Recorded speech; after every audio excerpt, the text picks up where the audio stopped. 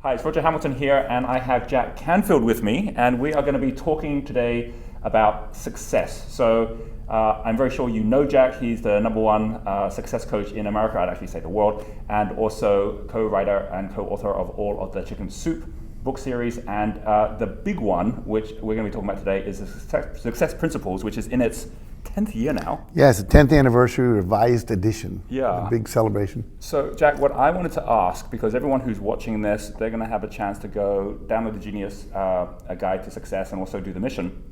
And one of the biggest things in the book is this whole element of each principle being timeless. Yes. So we are 10 years in now. Yes. What would you say out of your experience the last 10 years has been a shift, if any, between which of the principles you've seen in there are the ones that have become more important? Or are you seeing that they basically all are as timeless as they were 10 years ago? I think they're all pretty timeless. I mean, the idea of taking 100% responsibility, of having a purpose, so that you're coming from your goals are being set from your soul's purpose rather than from your ego. Yeah. The importance of believing in yourself, surrounding yourself with a team of positive people, taking action, responding to feedback, persevering in the face of obstacles. I mean, you can go back and start reading Romans and the Greeks, and they were all saying this. And so those principles. Now, some of the principles that are in the revised edition of this book, we have a whole section now called Success in the Digital Age. Right. Because when I wrote this book, Facebook and Google, and all those things weren't that big. And now we have crowdsourcing, crowdfunding, developing your brand, having a YouTube channel. Yeah. There's a lot of things you can do to accelerate your success. Yeah. So those principles are, I think I have a principle called embrace change. And if you don't embrace change, you get overwhelmed by it, And so I think, in this specific version of the book, the idea of the technical revolution that's occurred, the technological revolution, is something you need to embrace. But the concept of embracing change, that may change over the years. There may be some whole new breakthrough you've got to embrace. But we also put in a chapter here on leadership, because I think everybody's realizes they're a leader. Yeah. And so it's not just people that have that position in a company, but anybody can stand up and lead. And there's so many things that we need to be leading about, so, environmental sustainability and, fair justice in the world and social change and so forth. So, but I would say that 100% responsibility is the first principle in the book. It's core. Yeah. If you're a blamer, a complainer, you're not going to be that successful. I think some things that are new in the book, also, I just thought of, is that we used to think that fear was something that you just had to push through. And now we have all this technology like EFT, where you can tap on acupuncture points and all of a sudden your fear disappears. Right. You can meditate and the fear will dissolve. There's a lot of technology that we have now in psychology and self-help that makes it easier. I think it was harder before. You had to push through things. And now we're finding we can let things dissolve through mindfulness and things like that. So I always say to people, success is actually getting easier, not harder. You still have to work and you have to be conscious and you need to know some things. And a lot of what blocks success is fear, limiting beliefs. And a lot of times if you're not conscious of those, then you can't deal with them. Yeah. But we're getting even more sophisticated at how to get conscious about what's stopping us. So this is like a blueprint. Yeah. And if you follow a blueprint, you end up with the same thing every time if you do it exactly the same way. So I've always said that the problem with success is that it's like a combination to a lock, and many people are missing some of the numbers. And I don't care how many times you do a combination, if two numbers are missing, it's not going to open. Right. Or if you have the numbers in the wrong order. But if you have all the numbers in the right order, I call it a system. The system always works if you always work the system. Yeah, so I want to come back to that, because you've gone through and you've actually itemized down and you put them in an order, like the combination. Yes. Back to the point around just how much things have changed. Like you mentioned one thing, which is information. Like there's more tools today than ever. Right. There's almost the danger of too much choice. You get paralyzed by Yes. which course should I do or how should I do it. And the second thing is distractions. There's so many more distractions today, and we're seeing that with our kids, and we're seeing that even in having to make choices every day, which before may not have been so overwhelming as well. So leadership and self-leadership, it occurs to me, like when going through the book, every principle is about how to direct and get to know yourself better, as opposed to be taking all the noise that's out there as well. What would you say to someone who's going, it's not that easy? It's like, I've tried all sorts of different things and hasn't yet been exposed to the book, in terms of what you've seen when people actually start just following through on the system and the kind of results they end up getting? Well, to give you an example, I was in the Philippines about 3 years ago, well, about 5 years ago, and got interviewed by a guy the night before I was going to do my one-day seminar in Manila. And at the end of the interview, I said, John, that was the best interview I think I've ever had. How long have you been doing this? He said, you're my first interview. I said, John, I said, what's the story? He said, well, he was running a restaurant. The two partners got in a big fight, ruined the business, bankrupted. Girlfriend left him because he didn't have any money. He's couch surfing because he can't afford to have an apartment. I said, John, how much money do you have? He says, $3.28. So I gave him $20. I said, this is your dinner and your cab fare home. I gave him a copy of my book, which I had to buy from the bookstore because I didn't have any. I came back 2.5 years later, and he walks in, he's wearing a blue blazer with this beautiful gold logo on it, but 15 guys behind him all wearing polo shirts with the same logo. He's wearing gold Doc Martens shoes. He's looking really spiffy. I said, aren't you the guy that interviewed me last year, a couple years ago? He said, yeah. I said, what happened? He said, I read your book and I decided your life worked. You're a multimillionaire, you've got a great family, you're healthy, And he said, my life sucked. So I decided I'm going to do everything in that book in the exact order the guy says. He says, I now have a home and a condo at the beach, a boat, a car, another car, a TV show, a radio show. My group, he became the #1 motivational speaker in the Philippines. His groups were averaging 600,000 people, and he was now known as the money magnet. And I said, amazing. He said, well, you laid it out. I did it. It worked.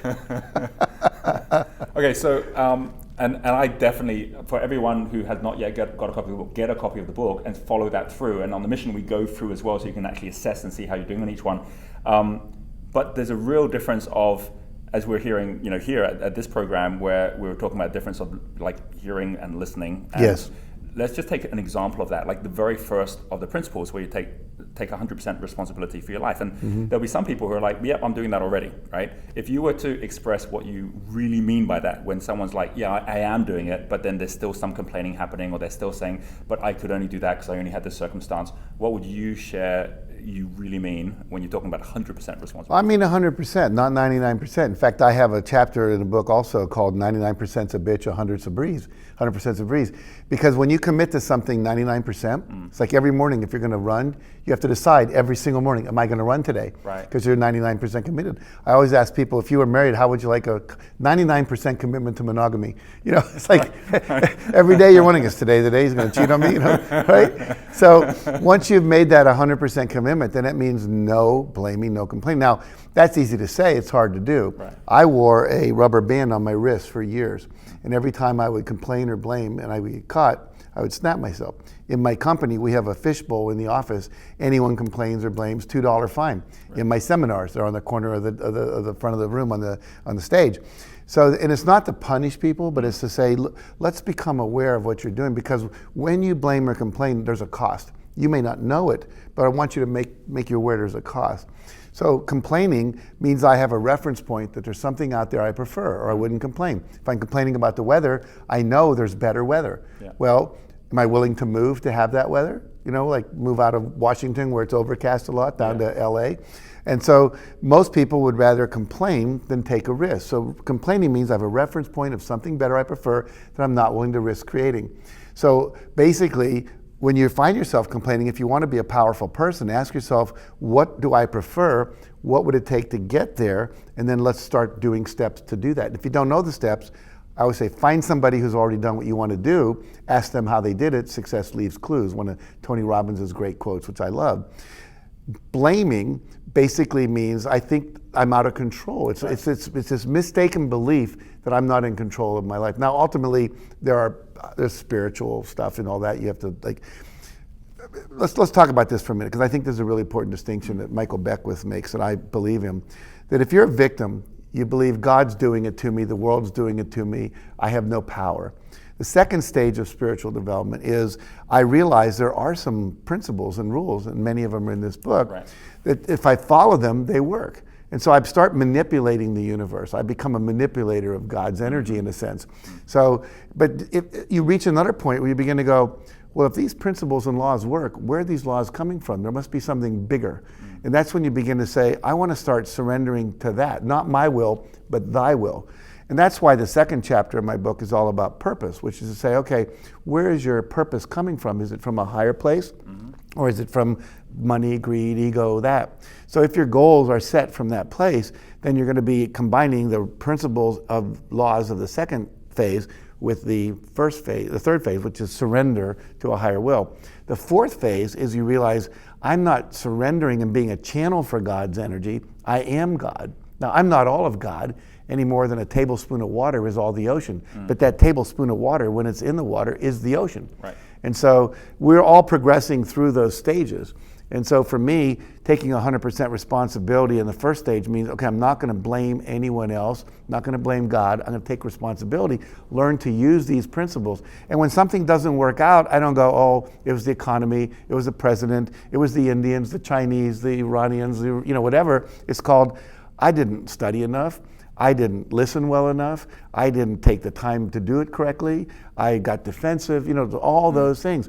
The biggest complaint I get about responsibility is people go, well, I got cancer. You're not going to hold me responsible for that, are you? And I go, well, let me just ask you a few questions. Do you drink only water that comes from a good source, doesn't have PBA from the plastic in it? Do you eat only organic food? Do you detox at least once every month or so and take a couple of days and detox your body? Are you wearing some kind of EMF prevention device because we're surrounded by EMFs? Are you watching a lot of negativity? Have you forgiven everybody in your life? There's a lot of stuff that we know leads to cancer. And they all go, no, I didn't know about it. Well, who's responsible to know that? You are. If I give you a car, you should read the manual. It'd be a smart thing to do, I think that whole process of taking responsibility, that's why you put it as number one, because it's so fundamental to everything else that comes from it. And just you going through the awareness, I think is really interesting as well. You clearly, and that's what makes you so good at what you do, have this high awareness of what actually is working, and then you codify it down as well. You talk about your mentor and how you started getting these principles in the first place. Right. Can you share a bit about how you got it, and at what point did you say, you know what, this is it, right? I don't have to go looking for another 20 or 30 of these. This is where it's at. How did that happen? Well, I got out of graduate school, and basically I took a seminar, and it was on this kind of stuff. W. Clement Stone, self-made multimillionaire, $600 million at the time. That would be a billionaire by today's inflation. And he was a good friend of Napoleon Hill, who wrote Think and Grow Rich. Right. He actually co-authored a book with Napoleon Hill. And when he hired me to work in his foundation, he interviewed me. He said, it was a couple of questions. Do you take 100% responsibility for your life? I said, I think so. He said, son, it's a yes or no answer. I said, well, I don't even know what it means. And he said, have you ever blamed anybody? Yes. Have you ever complained? Yes. Well, then you don't take 100% responsibility. He asked me, he said, do you only surround yourself with positive people? And I said, well, what do you mean by that? And he said, well, make a list of all the people you know, your family, your friends, anyone you hang out with, put a plus sign next to everyone who's always positive, encouraging, supportive, loving, goal-oriented. Put a minus sign next to people that kind of suck the energy out of you. They're negative, they're judgmental. And my mother had a minus sign. And Clement Stone said, he said, don't hang out with the people with the minus signs. And I said, Bill, what? That's my mom. He says, Christmas and Easter, that's it. And she was really negative. And so I did. I started limiting my behavior. And I now surround, you're sitting here together with me at this Transformational Leadership Council meeting because I created an organization and invited only positive people and asked them to invite their friends as well. But it's one of the most loving, powerful environments. And I keep creating that for myself. Yeah. And because of that, my life is fairly magical. So you're living the principles, and we have Janet Atwood here as well. She created the Passion Test with Chris Atwood. We have the Genius Test that people are also taking, and you mentioned both of them as principles as well, right? Yeah. Really to come towards the principles with passion, and also to be focusing at your genius so that you're not spending your time trying to do everything. Could you share a bit about that for everyone who's like, okay, I need to try and do everything, and realizing the difference between following the principles and having support of a success team to help them to do that as well? Well, here's the deal. You've got to get in touch with what your passion is. Your passion is when you feel excited, when you just wake up and you just want to go do it. It's like it's the day after Christmas, you want to go play with your toys, And so that's feedback telling you that you're on course. It's like a GPS system, and the guidance is run by joy and happiness and expansion rather than contraction and all of that. And so the passion test is very important. In fact, the TLC group wouldn't exist without Janet's passion test, because it was in that passion test I took with her that my number one passion was hanging out with positive, supportive people that wanted to make a difference in the world. And she said, well, on a scale of 1 to 10, how much are you doing that right now? And I said, about a 5. She said, well, what would you have to do to create that? And that's when we created Transformational Leadership Council. So surrounding yourself with all those people and being passionate and then saying, okay, here's what I'm going to do. And then what I did, I went out and interviewed 75 of the most successful people in North America who were passionate in their fields. And I said, well, what are the principles of success that have guided your life? And they were the same ones. I had made a list first, and they were the same ones. So then I said, okay, now that we know what we're passionate about, now that we know what our purpose is, now that we're taking 100% responsibility, what are the things that all successful people do? And it's studyable, just like what does a good chef do? How do they think? What do they visualize? Who do they hang out with? How do they spend their mornings, whatever. So all of that is what I tried to put into one book. And so far, everyone's said it works. So I'm excited about that. But there are anything that someone can do, anyone else can learn to do it. We know that even people that can't sing can learn to sing on key. Right. Talent is highly overrated. It's actually, I want to go back to core genius, because I do think we have some core geniuses that are uniquely ours, and we shouldn't try to do everything. Yeah. There are those Leonardo da Vinci's who we call, Renaissance people who have more than one talent. But for me, my core genius is inspiring and empowering people to live their highest vision in the context of love and joy. I inspire people with Chicken Soup for the Soul stories, and some of the stories are in this book, and I empower people by giving them tools in my seminars and this book like this, so they can actually take the inspiration and make it real. Because if you're inspired without tools, technology, knowledge, and wisdom, you're going to be frustrated. That's what creates revolutions. Yeah. People with upward mobile aspirations but no tools to get there. Yeah. But at the same time, if you have a lot of tools but no inspiration, you're going to use the hammer to kill someone instead of to build a mausoleum. The whole I'm fascinated by the whole process of distilling knowledge from past mentors, and then following them through, and with every generation we're getting more and more articulate as to what's working, what's not working as well. And it's an ongoing pathway, and I really want everyone to get that as well. You wrote the book, you clearly live the principles, and the principles talk about every single year. You're looking at what are your milestones, what are your goals, how you're setting yourself up for the future. So that's my last question to you, Jack. What's this year hold for you? What's for you the big thing, the big vision, the big thing that you're really committed and focused to? Well, the big thing I'm committed to this year are a couple of things. One, I want to sell about 500,000 copies of this book, because everywhere I go, I was just in Iran, and this 16-year-old boy came to my training, and he said, I've been reading your books in Farsi, and I've been watching your YouTube videos in English. He said, I taught myself English so I could study more with you. Wow. And he said he wants to go to Harvard and become a doctor. And so I know a book can transform a life. I didn't used to think that. I thought you had to have some kind of deep experience, but a book can create that. So I'm excited about that. The other major goal is we've been now training trainers to actually teach this in workshops, not just to talk about it, but to do experiential exercises that totally transform you out of the experience. And we've now trained 500 people in live seminars, but what we're doing now, we just finished a home study program, Train the Trainer home study program, where we videotaped a year of 3 week-long workshops, distilled it down into 40 hours of video with lots of manuals, the workshop descriptions and outlines, so anybody can watch it online. Yeah. And then they have to do a half-day workshop and a one-day workshop, record part of it, send it to us, and then we'll certify them. Our goal, believe it or not, is 1 million people teaching the success principles somewhere on the planet by the year 2030. And it's actually doable. My staff and I came up with it, and I didn't even buy into it. Okay. And then I did the math one day. It's like a giant chain letter. If we train somebody and then they train them to train others and so forth, we can actually get there by 2030. So if we could have 1 million people doing it, and they all run, I forget the exact number now, so many workshops, we can actually reach all 7 billion people on the planet.